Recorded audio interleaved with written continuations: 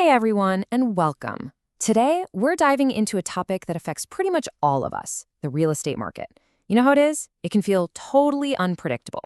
One minute, prices are soaring, and the next, they're tanking. But what if I told you there's actually a predictable pattern behind all that chaos? Well, today, we're going to pull back the curtain and see what really makes these cycles tick. So, this is the big question, right? And the answer isn't just random luck. Nope. There are some really powerful economic forces at play, creating these waves of boom and bust over and over again. And we are about to break down exactly what they are. All right, the first key to unlocking this whole mystery is a really fundamental idea.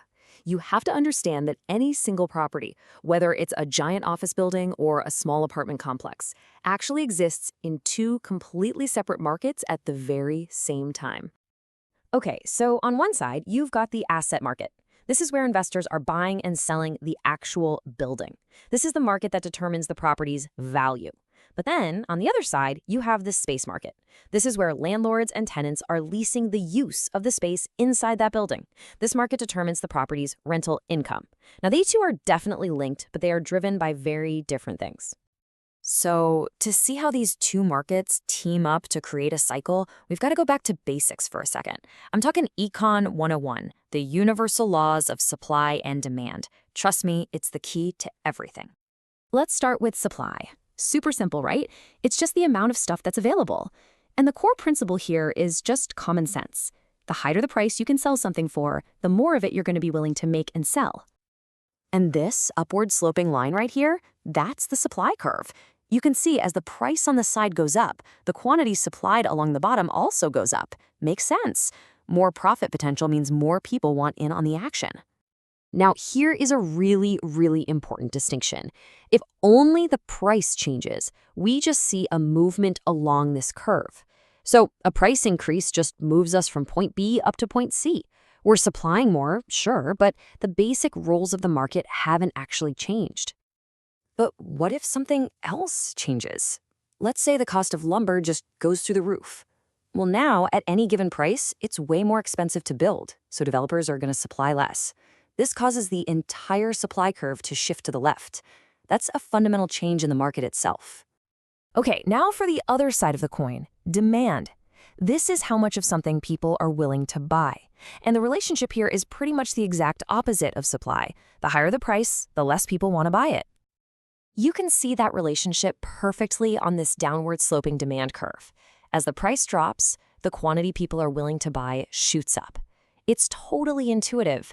I mean, who doesn't love a good sale? And just like we saw with supply, if it's just a price change, that only causes a movement along the existing curve.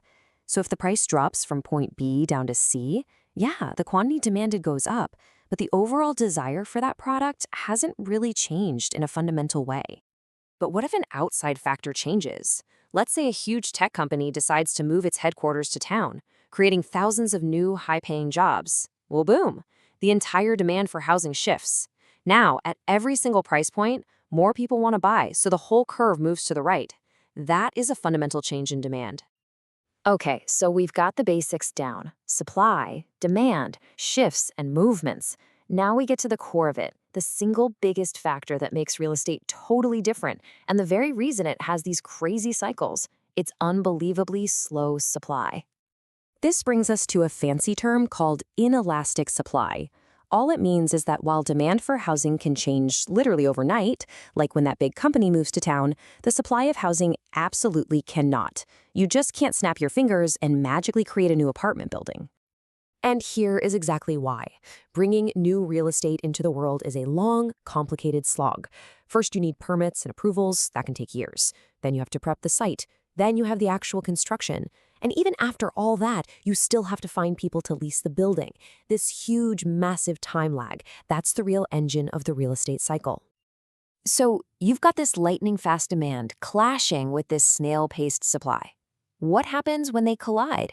Well, you get a predictable four-phase cycle. Let's walk through it right now. So everything starts in phase 1, recovery. This is after a downturn, so the market is at a pretty low point. Prices are down, there are lots of vacant properties, and since there's no money to be made, new construction has completely stopped. But very slowly, as the economy gets better, demand starts to quietly pick back up. And that leads right into phase 2, expansion.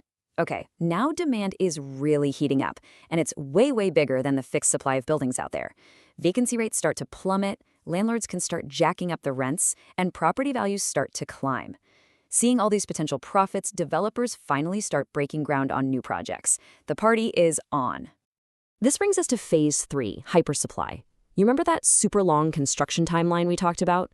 Well, all those projects that were started back in the good times, they're all finally finishing, and supply just explodes onto the market.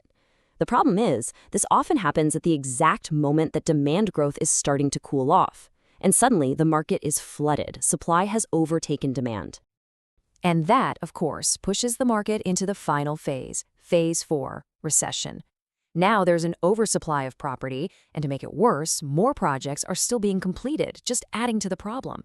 Vacancy rates shoot up, forcing landlords to slash rents just to get tenants in the door. Property values fall, and new construction grinds to a total halt, which, you guessed it, sets the stage for the whole cycle to begin all over again. And here you can see the entire thing in one picture. Occupancy rates climb up through recovery and expansion, they peak just as hypersupply hits, and then they fall during the recession.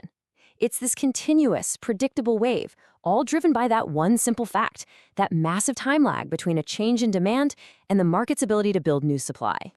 So that brings us to the final big question. Now that you get the 4 phases, recovery, expansion, hypersupply, and recession, I want you to take a look around your own city. Based on what you see, the construction cranes, the for rent signs, the headlines, which phase do you think your market is in right now?